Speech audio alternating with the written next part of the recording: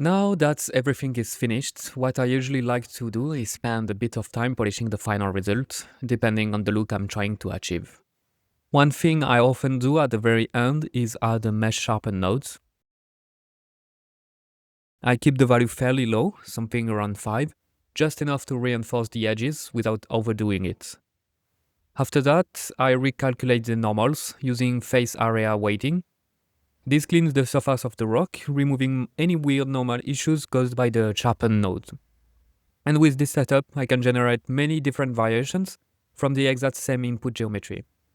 By simply tweaking parameters, I can produce rocks with very different shapes and style. Here you can see several examples of rock created using the same base input mesh. Sometimes I choose to disable the first lab's sharpen node as I prefer the result it gave me. And thanks to this workflow, I can quickly generate a bunch of high fidelity assets from a simple shape I manually sculpted, so I have a great control on the overall shape, but without having to spend too much time on details. I hope this tutorial was useful and that you picked up a few techniques or ideas you can apply to your own projects. Thank you for watching.